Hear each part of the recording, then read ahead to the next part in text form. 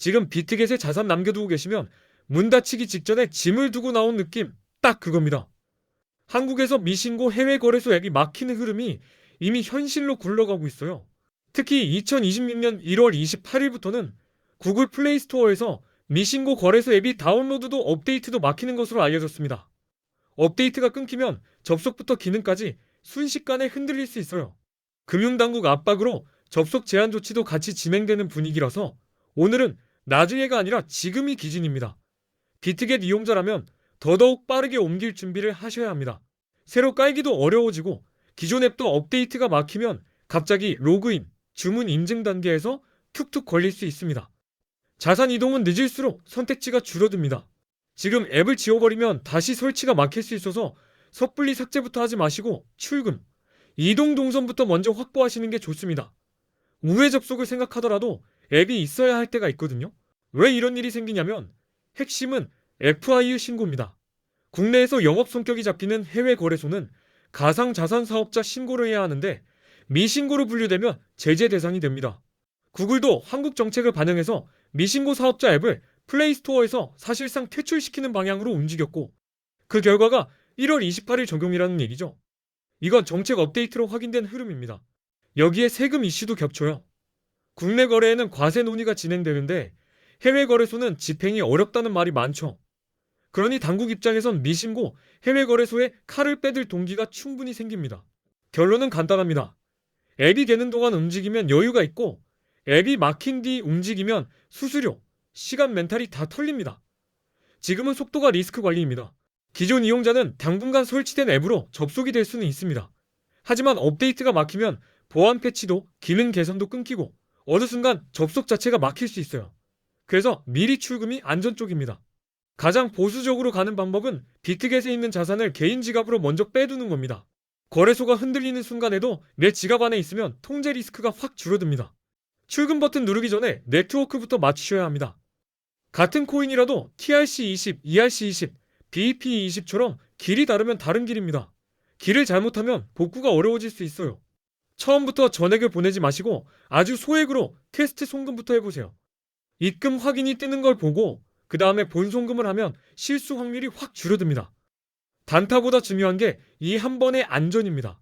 그리고 메모나 태그가 필요한 코인은 주소만 맞아도 안 들어오는 경우가 있습니다. 입금 주소 메모 네트워크까지 3칸을 한 번에 맞춰야 지연 없이 들어와요. 초보가 가장 많이 놓치는 함정입니다. 보안은 더 단단히 하셔야 합니다. 이중 인증은 기본으로 켜두고 가능하면 출금 화이트리스트도 설정하세요. 급할 때일수록 사람은 실수하고 실수는 도둑을 부릅니다. 신규 이용자는 더 답답합니다. 플레이스토어에서 앱 설치가 안 되면 처음 시작 자체가 막히고 웹사이트 접속도 제한될 수 있다는 얘기가 함께 나오고 있거든요. 처음부터 우회 루트로 시작하는 건 초보에겐 특히 위험합니다. VPN 같은 우회 접속은 가능하다는 말이 돌긴 합니다. 하지만 보안 사고 노출도 커지고 법적 리스크를 떠안게 될 수도 있어요. 억지로 뚫는 것보다 정상적으로 갈 수 있는 길로 자산을 옮겨두는 게 낫습니다. 많이들 국내 거래소로 가면 된다고 생각하십니다. 가능한 선택지이긴 하지만 국내 거래소는 선물 레버리지 자체가 막혀있는 경우가 많고 거래 수수료 체감도 꽤 큽니다. 무엇보다 추후 과세가 붙을 가능성까지 생각해야 하죠. 그래서 단타, 선물 위주로 하시는 분에겐 국내만으로는 답답함이 남습니다.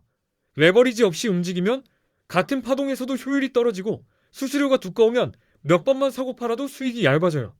결국 비추천 쪽으로 기울 수밖에 없습니다. 그래서 요즘 한국에서 가장 많이 가입하고 이동하는 거래소 5곳을 제가 기준 잡아 비교해뒀습니다. 수수료가 가볍고 레버리지 200배까지 열리고 원화 입금 동선이 있고 한글 지원이 되는 곳들입니다. 가입 때 $100를 주는 조건까지 고정 댓글에 정리해뒀어요. 옮길 거래소를 정하셨다면 가입과 인증은 미루지 마세요. 막판에 사람 몰리면 서류 인증이 튕기거나 심사가 길어지는 경우가 생깁니다. 미리 KYC를 끝내두면 이동 속도가 달라집니다. 또 하나, 계정 만들자마자 보안 세팅부터 잡으셔야 합니다. 비밀번호만 믿고 들어가면 그날이 공짜 수업료 내는 날이 됩니다. 백업 코드 저자, 인증앱 연결까지 해두면 급할 때 흔들리지 않습니다. 이제부터는 옮긴 다음 이야기입니다. 거래소를 바꿔도 결국 수익을 가르는 건 진입과 청산의 타이밍이거든요. 지금부터 코인 선물 단타에서 언제 롱을 잡고 언제 숏을 잡아야 하는지 초보 기준으로 명확하게 풀어드리겠습니다. 비트코인은 숨쉬듯이 흔들리는 자산입니다. 같은 날 같은 자리에서 위로도 아래로도 크게 흔들리죠. 그래서 좋은 코인보다 좋은 순간이 더 중요합니다. 단타는 특히 타이밍이 곧 방어막입니다. 선물은 증거금으로 포지션을 여는 구조라서 내 돈보다 큰 금액을 다루게 됩니다. 레버리지가 높을수록 수익도 빨라지지만 반대로 손실도 눈 깜짝할 사이에 커집니다. 그래서 초보는 구조를 먼저 이해해야 합니다. 레버리지 200대가 가능하다는 말은 그만큼 높게도 쓸 수 있다는 뜻이지 처음부터 그렇게 써야 한다는 뜻이 아닙니다. 높게 걸수록 청산거리는 좁아지고 좁아질수록 작은 흔들림에도 계좌가 꺼질 수 있어요. 선물에는 교차와 격리 같은 방식이 있습니다. 교차는 계정 잔고가 같이 엮이고 격리는 포지션별로 벽을 세웁니다. 초보는 대체로 격리가 편합니다. 한 번의 실수가 전체 잔고로 번지는 걸 막아주거든요. 그리고 진입 전에 나가야 하는 가격을 먼저 정하셔야 합니다. 손절 기준이 없으면 시장에 휘둘리는 게 아니라 내 마음에 휘둘리게 됩니다. 스탑로스 한 줄이 계좌를 살립니다. 요거부터 깔끔하게 잡겠습니다. 롱 포지션은 비트코인 가격이 오를 거라고 보고 매수 방향으로 들어가는 겁니다. 쉽게 말해 상승에 돈을 거는 선택입니다. 반대로 숏 포지션은 가격이 떨어질 거라 예상할 때 하락 방향으로 들어갑니다. 내려갈 때도 수익을 노릴 수 있다는 게 선물의 특징이고 그래서 숏은 하락에 베팅하는 포지션입니다. 그럼 롱부터 보겠습니다. 롱은 상승 추세가 살아있다는 전제가 있어야 승률이 올라갑니다. 차트에서 고점이 점점 높아지고 조정이 와도 이전 저점 위에서 버티는 힘이 보이면 롱이 유리해질 수 있어요. 특히 여러 번 눌렸는데도 다시 위로 밀어올리는 패턴이 반복되면 시장에 사는 힘이 남아있다는 뜻입니다. 상승 중에 겁나서 못하고 꼭대기에서 용기 내는 실수를 신호로 바꿔야 합니다. 기술적 분석에서 자주 말하는 골든 크로스가 대표적입니다. 50일 이동평균선이 150일 이동평균선을 위로 뚫는 장면이 나오면 상승 흐름이 강해질 수 있다는 신호로 해석하는 분들이 많습니다. 거래량도 같이 보셔야 합니다.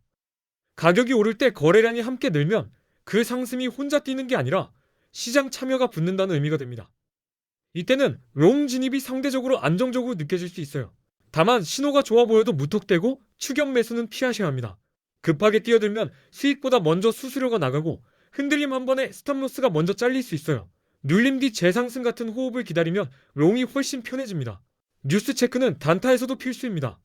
규제 완화 이야기, 대형 기관 자금 유입, ETF 승인 같은 긍정 재료가 시장에 던져지면 상승 쪽으로 힘이 붙는 경우가 많습니다. 이럴 땐 롱이 유리해질 수 있죠. 이제 숏입니다. 숏은 하락 추세가 이어지고 있다는 근거가 필요합니다. 차트에서 고점이 낮아지고 반등이 와도 금방 눌리면서 저점을 계속 깎아먹는다면 숏이 유리할 가능성이 커집니다. 특히 저점이 계속 낮아지는 패턴은 시장이 바닥을 올려줄 마음이 없다는 뜻이죠. 이때 롱으로 버티면 반등 한 번에 살려줄 것 같아 보여도 레버리지에서는 그 한 번을 기다리다가 계좌가 먼저 지칩니다. 추세에 맞추는 게 우선입니다. 데드 크로스도 자주 보는 신호입니다. 50일 이동평균선이 150일 이동평균선 아래로 내려가면 하락 흐름이 강해질 수 있다고 해석하는 경우가 많습니다. 이런 구간에선 숏 쪽이 마음이 편해지는 분들이 많아요. 거래량이 줄어드는 것도 힌트가 됩니다. 가격이 올라가는데 거래량이 오히려 줄면 상승 에너지가 약해지고 있다는 신호일 수 있어요. 올라가는 척 하다가 푹 꺼지는 장면이 나올 확률이 커지니 숏을 고려할 수 있습니다. 부정적인 뉴스는 하락 촉매가 됩니다. 규제 강화 발표 해킹 사고, 주요 국가들의 암호화폐 규제 정책 강화 같은 이슈가 나오면 시장 심리가 빠르게 식습니다. 이럴 때는 숏 포지션이 상대적으로 유리할 수 있어요.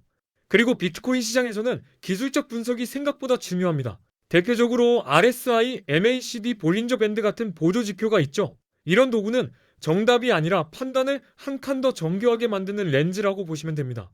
RSI는 과매수, 과매도 구간을 보기 좋습니다. 수치가 70 이상이면 과매수로 해석되어 숏을 한번 의심해 볼 수 있고 30 이하이면 과매도로 보고 롱이 유리해질 수 있다는 힌트가 됩니다. 다만 추세가 강한 날에는 RSI 70 위에서 한참 버티는 경우도 있어요. 그래서 RSI는 단독 신호가 아니라 추세 확인과 함께 쓰는 편이 좋습니다. 가격이 고점 갱신을 못하고 힘이 빠질 때가 더 의미가 큽니다. MACD는 추세의 힘과 전환 지점을 좀 더 선명하게 보여주고 볼린저 밴드는 변동성이 커지는 순간과 가격이 밴드 바깥으로 튀는 구간을 체감하기 좋습니다. 세 가지를 같이 보면 롱, 숏 판단이 훨씬 차분해집니다. 진입은 깔끔하게, 청산은 더 깔끔하게 하셔야 합니다. 시장가로 휘둘리기보다 가능하면 지정가로 수수료를 아끼고 스탑로스로 손절을 자동화하고 익절은 한 번에 먹으려 하기보다 분할로 나눠두면 손이 덜 떨립니다. 단타는 기술보다 리듬입니다.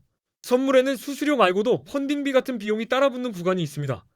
포지션을 오래 끌수록 눈에 안 보이는 비용이 쌓이니 단타라면 특히 시간도 리스크라고 생각하셔야 합니다. 짧게 먹고 짧게 나오는 이유가 여기에 있어요. 그리고 초보가 무너지는 순간은 대부분 복구 매매입니다. 한번 손실 나면 바로 다음 포지션으로 만회하려고 달리는데 그때는 신호가 아니라 감정이 운전대를 잡습니다.